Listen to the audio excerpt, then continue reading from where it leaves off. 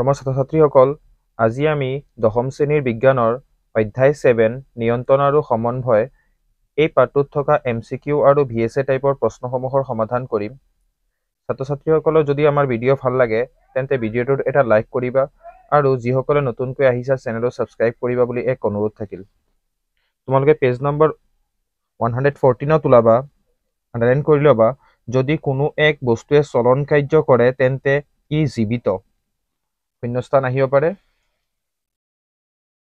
Page number 114তে underline কৰিবা, আমাৰ চকুত উজ্জ্বল পোহৰ পৰিলে চকুকেইটা জাপ খাই খোৱা যোৱা আৰু গৰম বস্তু হাত লাগিলে হাত কুচাই নিজকে বচোৱা আদি কাৰ্য চলনৰ দ্বাৰা প্ৰকাশিত হয়। কিহৰ দ্বাৰা প্ৰকাশিত হয়? চলনৰ দ্বাৰা। পেজ নম্বৰ 114তে আকৌ আণ্ডাৰলাইন কৰিবা, বহুকোষী জীৱদেহৰ নিয়ন্ত্ৰণ আৰু সমন্বয় ৰখাৰ বাবে অতি দক্ষতা সম্পন্ন কলাৰ প্ৰয়োজন। কিহৰ প্ৰয়োজন? দক্ষতা সম্পন্ন কলাৰ প্ৰয়োজন। পেজ নম্বৰ 114তে আণ্ডাৰলাইন কৰিবা, স্নায়ু কলা আৰু পেশী কলাৰ দ্বাৰা প্ৰাণীৰ দেহৰ নিয়ন্ত্ৰণ আৰু সমন্বয় কাৰ্য সমাধা হয়। কিহৰ দ্বাৰা? স্নায়ু কলা আৰু পেশী কলাৰ দ্বাৰা। পেজ নম্বৰ 114ৰ পৰা আণ্ডাৰলাইন কৰিবা, বাহ্যিক পৰিৱেশৰ সকলো বাৰ্তা আৰু উত্তেজনাসমূহ অনুভৱ কৰিবলৈ আমাৰ, ইয়াত ষ্টাৰ দি ল'বা, 100% চাবা। আমাৰ দেহত এবিধ বিশেষ কোষ থাকে, ইয়াক সংবেদী স্নায়ুকোষ বোলে। সংবেদী স্নায়ুকোষ কি? ষ্টাৰ দিবা, 100% দিবা ইয়াত। চাবাই সংবেদী, চাবা ইয়াৰ আণ্ডাৰলাইন কৰিবা, সংবেদনশীল অংগ কিছুমানৰ উদাহৰণ হ'ল অন্তঃকৰ্ণ, নাক, জিভা ইত্যাদি।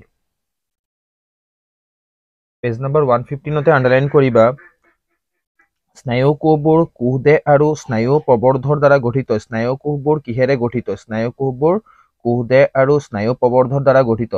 স্নায়ু প্ৰবৰ্ধ কেই প্ৰকাৰ? ইয়াত প্ৰশ্ন এটা হ'ব পাৰে। স্নায়ু প্ৰবৰ্ধ দুই প্ৰকাৰৰ, একশ্যন আৰু ডেনড্ৰাইট। মনত ৰাখিবা, একশ্যন আৰু কি? ডেনড্ৰাইট।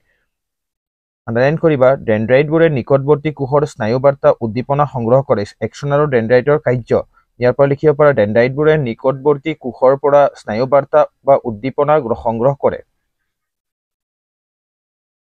আণ্ডাৰলাইন কৰিবা, স্নায়ু কলাবোৰে স্নায়ুকোষ আৰু নিউৰনৰ দ্বাৰা গঠিত। স্নায়ু কলাবোৰ কিহেৰে গঠিত? স্নায়ু কলাবোৰ স্নায়ুকোষ বা নিউৰনৰ দ্বাৰা গঠিত। আৰু নিউৰনবোৰৰ মাজেদি বৈদ্যুতিক প্ৰেৰণাৰ স্নায়ু অনুভূতি দেহ এটা অংশৰ পৰা আন এটা অংশলৈ প্ৰেৰণ কৰে। নিউৰনৰ এটা কাৰ্য। পেজ নম্বৰ 126ত চাবা, নিউৰনৰ গঠন এটা চিত্ৰ আঁকা, ইয়াৰ কাৰ্য বৰ্ণনা কৰা। পেজ নম্বৰ 115ত চাবা, এই 100% এই কুৱেশ্যনটোৰ এনচাৰ গঠন চিত্ৰ অংকন কৰিবা আৰু কাৰ্য ইয়াৰ পৰা লিখি দিবা। নিউৰনবোৰৰ মাজেদি বৈদ্যুতিক প্ৰেৰণা স্নায়ু অনুভূতি দেহৰ এটা অংশৰ পৰা আন এটা অংশলৈ প্ৰেৰণ কৰাত সহায় কৰে। ঠিক আছে। পেজ নম্বৰ 116ত আণ্ডাৰলাইন কৰিবা, ভাৱ আৰু অনুভূতি হ'ল এটা পৰিঘটনা, জটিল পৰিঘটনা। এনে জটিল মুহূৰ্তবোৰ বহুতো স্নায়ুকোষে স্নায়ু প্ৰেৰণা প্ৰেৰণ কৰে। পেজ নম্বৰ 116তে চাবা,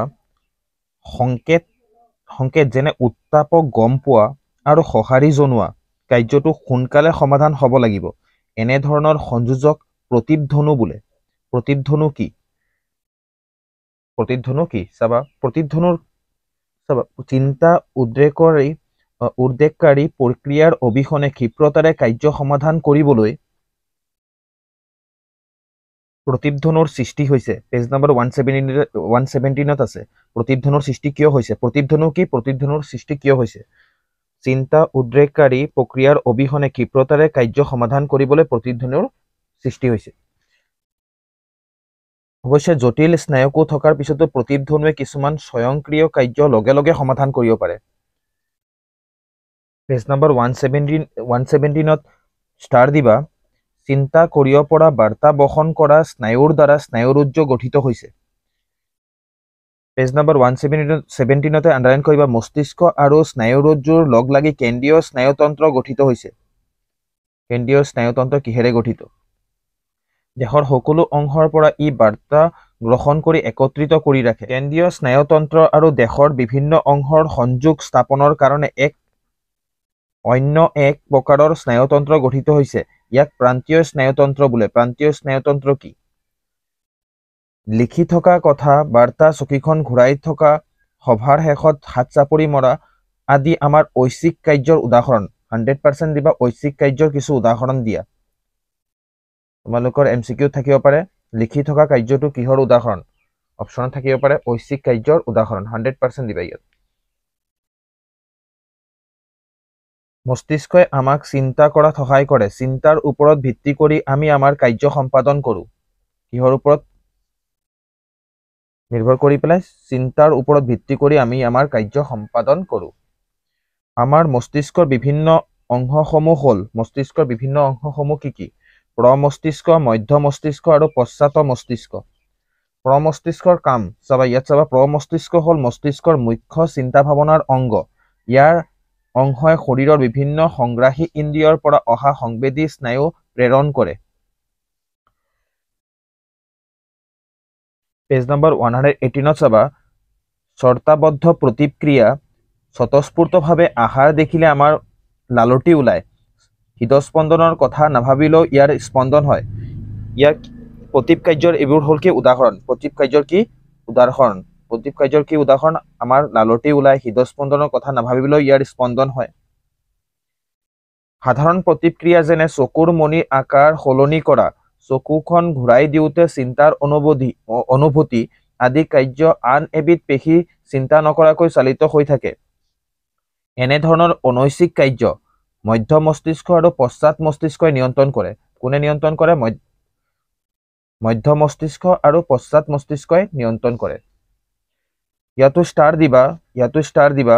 এডাল বাঁহত খোজ কঢ়াৰ কথা, চাইকেল চলোৱাৰ কথা আৰু পেঞ্চিলডাল ধৰাৰ কথা, এনেধৰণৰ কাৰ্যবোৰ নিয়ন্ত্ৰণ কৰে চেৰিবেলাম নামৰ অংশই। কোন অংশই নিয়ন্ত্ৰণ কৰে? চেৰিবেলাম নামৰ অংশই। পেজ নম্বৰ 119ত আণ্ডাৰলাইন কৰিবা, শৰীৰৰ কৰটিৰ টান আৱৰণ ভিতৰত মস্তিষ্কটো সোমাই থাকে। কৰটিৰ বাকচৰ ভিতৰত মস্তিষ্ক লোপথুপীয়া ধূসৰ দ্ৰব্যৰে গঠিত। ই বাহ্যিক চাপ, খুন্দা আদি ৰক্ষা কৰাত সহায় কৰে। কৰটিৰ বাকচত। পেজ নম্বৰ 119ত আণ্ডাৰলাইন কৰিবা, পেশী কোষবোৰ কেনেকৈ আকৃতি সলনি কৰে। ইয়াত আণ্ডাৰলাইন কৰিবা, এই ক্ষেত্ৰত নিশ্চয় কোষৰ ৰসায়ন নিহিত হৈ আছে। পেশী কোষবোৰত এবিধ বিশেষ প্ৰটিন থাকে। যেতিয়া ইহঁতে বৈদ্যুতিক প্ৰবাহ গ্ৰহণ কৰে তেতিয়া ইহঁতৰ আকৃতি সলনি হয়। এনে হলে পেশী কোষৰ প্ৰটিনবোৰ নতুন শৃংখলাৰ কাৰণে ই সৰু হৈ যায়। পেশীকলা চাবা, পেশীকলাৰ উদাহৰণ ঐচ্ছিক পেশী আৰু অনৈচ্ছিক পেশী। পেজ নম্বৰ 120ত আণ্ডাৰলাইন কৰিবা, বীজৰ অংকুৰণৰ গতি আৰু চলনৰ দিশটো বিকাশ আৰু বৃদ্ধিৰ লগত জড়িত। উদ্ভিদৰ কেই প্ৰকাৰৰ চলন আছে? উদ্ভিদৰ 2 প্ৰকাৰৰ চলন দেখুৱায়। এটা হ'ল বিকাশ আৰু বৃদ্ধি নিৰ্ভৰশীল চলন, আনটো হ'ল স্বতন্ত্ৰ চলন। 100% চাবা এইটো। উদ্ভিদ কোষত থকা পানীৰ তাৰতম্যৰ যোগেদি সম্পন্ন কৰে, ফলত কোষবিলাকে স্পীড বা শ্লথ হৈ পৰে, সেইবাবে কোষৰ আকাৰ সলনি কৰিব পাৰে। এই প্ৰশ্নটো হ'ল কি নীলাজী বনৰ ক্ষেত্ৰত চাবা, নীলাজী বা লাজুকী বনৰ পাত স্পৰ্শ কৰিলে কি হয়? জয় পৰি যায় বা জাপ খাই যায়। কিয়? ইয়াৰ এনচাৰটো ইয়াৰ পৰা লিখিবা, উদ্ভিদ কোষত থকা পানীৰ তাৰতম্যৰ যোগেদি এই কাৰ্য সম্পন্ন কৰে, ফলত কোষবিলাক স্পীড বা শ্লথ হৈ পৰে আৰু সেইবাবে কোষৰ আকাৰ সালসলনি ঘটাব পাৰে বা সলনি হয়। পেজ নম্বৰ 121ত আণ্ডাৰলাইন কৰিবা, পোহৰানুবেগী চলন 2 প্ৰকাৰৰ। কাণ্ডৰ অগ্ৰ অংশত পোহৰৰ দিশত ধাবিত হয়, আনহাতে শিপা আৰু পোহৰৰ বিপৰীত দিশত ধাবিত হয়। ইয়াৰ পৰা ইয়ালৈ আণ্ডাৰলাইন কৰি ল'বা। নেক্সট চাবা, ইয়াত কাণ্ড আৰু শিপাৰ ক্ৰমে ঊৰ্ধ্বমুখী আৰু অধোমুখী চলনক পৃথিৱীৰ মধ্যাকৰ্ষণিক বলৰ প্ৰতি সঁহাৰি দিয়ে বুলি গণ্য কৰিব পাৰি। ইয়াক ভূকেন্দ্ৰাবেগী চলন বুলি কোৱা হয়। 100% ইম্পৰ্টেণ্ট কুৱেশ্যন এটা হ'ল, 100% ইয়াত দিবা, আহিব এইটো। কেমপ্ৰিপিজনৰ এক উদাহৰণ হ'ল ডিম্বকৰ দিশে পৰাগনলিকাৰ গতি। কেমপ্ৰিপিজমৰ এক উদাহৰণ কি? কেমপ্ৰিপিজনৰ এক উদাহৰণ হ'ল কি? ডিম্বকৰ দিশে পৰাগনলিকাৰ গতি। আণ্ডাৰলাইন কৰিবা পেজ নম্বৰ 121তে, নীলাজী বনৰ স্পৰ্শৰ প্ৰতি দিয়া সঁহাৰি হ'ল অতি ক্ষিপ্ৰ, আনহাতে সূৰ্যমুখী ফুলৰ দিন আৰু ৰাতিৰ প্ৰতি সঁহাৰি কিছু মন্থৰ। পেজ নম্বৰ 122ত আণ্ডাৰলাইন কৰিবা, বহুকোষী জীৱই নিয়ন্ত্ৰণ আৰু সম্বন্ধৰ ৰক্ষাত ব্যৱহাৰ কৰা যৌগবিলাকক কি বুলি কয় সঞ্জীৱনী পদাৰ্থ বা হৰমন বোলে হৰমন তোমালোকে এনেকৈ লিখিব পাৰা কিছুমান ৰাসায়নিক পদাৰ্থই শৰীৰৰ যাৱতীয় বিপাকীয় ক্ৰিয়া পৰিচালনা আৰু নিয়ন্ত্ৰণ কৰে এই ৰাসায়নিক পদাৰ্থবোৰক হৰমন বোলে আন্ডাৰলাইন কৰিবা উদ্ভিদ হৰমনৰ ক্ষেত্ৰত চাবা উদ্ভিদৰ হৰমন এই উদ্ভিদৰ হৰমনবোৰ হ'ল কি জিবাৰেলিন আছে অক্সিন আছে সাইটোকাইনিন আছে এপসাইচিক এসিড আছে এতিয়া চাবা উদ্ভিদৰ কাণ্ডৰ বৃদ্ধি আৰু ঘটি থকা অগ্ৰ অংশত পোহৰৰ দিশে গতি কৰে কাণ্ডৰ এই অগ্ৰ অংশত অক্সিন নামৰ এবিধ সঞ্জীৱনী পদাৰ্থৰ সংশ্লেষণ হয় অৰ্থাৎ মানে অক্সিনে কোষৰ আকাৰ ডাঙৰ দীঘল হোৱাত সহায় কৰে অক্সিনৰ কাৰ্য 100% চাবা উদ্ভিদৰ আন এবিধ সঞ্জীৱনী পদাৰ্থ হ'ল জিবাৰেলিন যিটোৱে অক্সিনৰ নিচিনাকৈ কাণ্ডৰ বৃদ্ধিত সহায় কৰে অক্সিনৰ কাৰ্য আৰু জিবাৰেলিনৰ কাৰ্য একেই সাইটোকাইনিন চাবা সাইটোকাইনিনে কোবিভাজনত সহায় কৰে কোবিভাজনত কোনে সহায় কৰে 100% চাবা 100% চাবা এইবোৰ তাৰ পিছত চাবা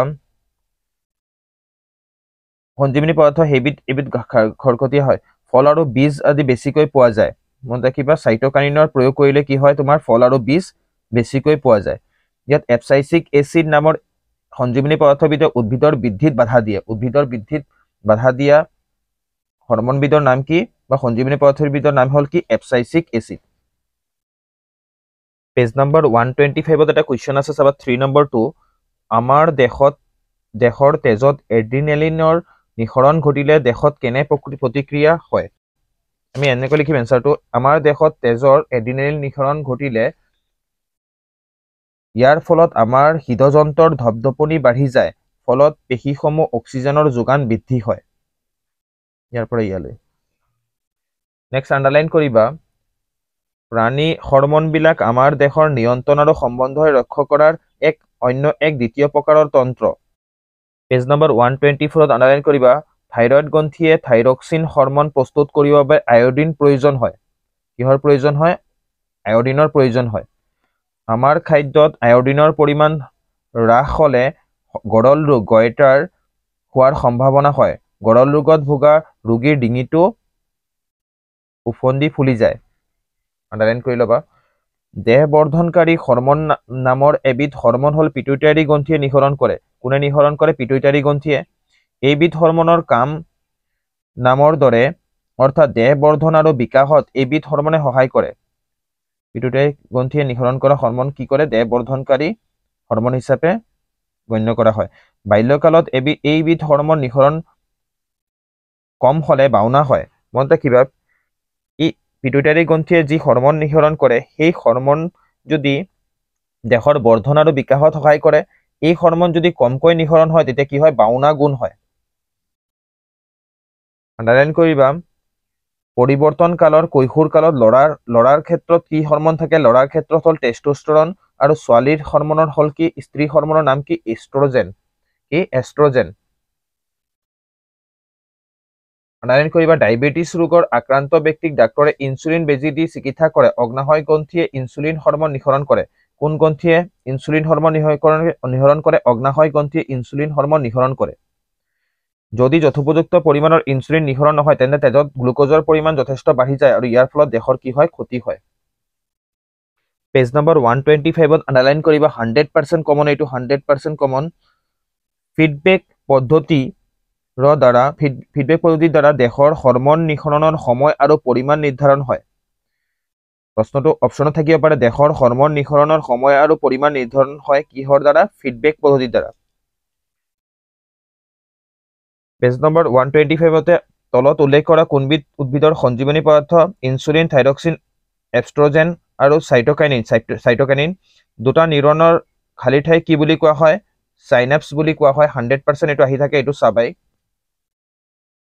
পেজ নম্বৰ 126 চাবা মগজুৱে কি কাম কৰে ভাব আৰু চিন্তা কৰা হৃদপিণ্ড স্পন্দন নিয়ন্ত্ৰণ দেহৰ সমতা ৰক্ষা কৰা ওপৰৰ আটাইকেইটা কাৰেক্ট